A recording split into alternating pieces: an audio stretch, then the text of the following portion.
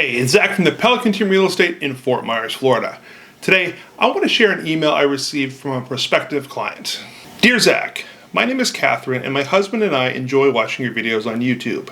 We're planning on moving to Fort Myers from Maryland and would like to work with you to find our new home. She mentioned some details about what she's looking for in a home, the typical stuff, budget, bedrooms, etc. And then she hits me with this. The one absolutely non-negotiable requirement that I have is that we cannot live near any alligators. As soon as I read this, my eyes rolled so hard that I almost did a backflip. But stick around at the end of this video and I'll tell you the best places where you can live to avoid alligators.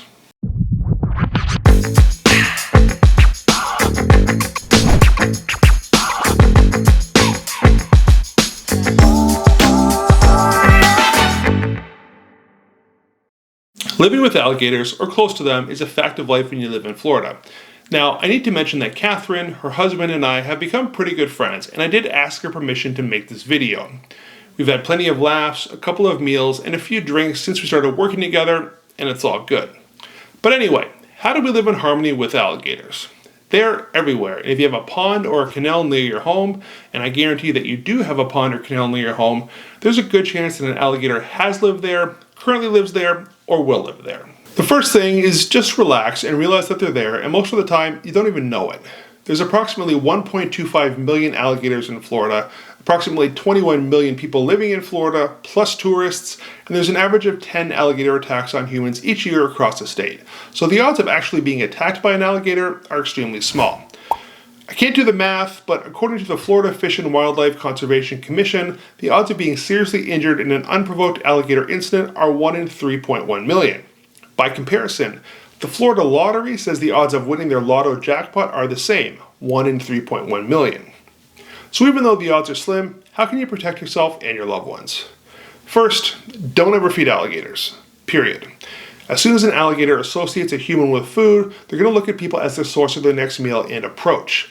Normally, alligators ignore people as we're too big to be their prey, but if they think that a human will feed them, they won't ignore us. Now, I'm not the tattletale type, but if you ever see someone feeding an alligator, please call the police right away and report them. It's illegal to feed alligators and it can get someone killed. If you have a nuisance alligator, you can call FWC and they're going to investigate. If they determine the gator is a threat, they're going to remove it and it will be killed. Alligators are not relocated, as they just try to return to their home, and they're also very territorial. So if an alligator was to be relocated, it would cause all sorts of problems. So please remember, if you decide to have an alligator removed, it will be killed. Also, it will only be a matter of time before a new alligator discovers that your pond is vacant and decides to move in. As I said, alligators are territorial, so if you want to stay safe, stay out of their territory. Ponds, drainage canals, rivers, lakes, any fresh or brackish water are all great homes for an alligator. Obviously, people shouldn't swim in these areas, but you also shouldn't allow your pets to swim, or for that matter, walk within 10 feet of the shore. Generally speaking, large dogs don't appeal to alligators because they're too big to be prey, but smaller dogs, well, they're a nice appetizer. Of course, it's probably best to keep all pets away from alligator habitat just to be safe. Now, if you see an alligator somewhere it's not supposed to be, like in your swimming pool or garage, yes, please call FWC. Nobody will deny that's a problem, but if you see an alligator just swimming in a pond or sunning himself next to a canal, just live and let live. Everything will be fine. Alligator mating season runs from April through June, so be extra careful during Q2 because you don't want to get in a gator's way when he or she is on a mission.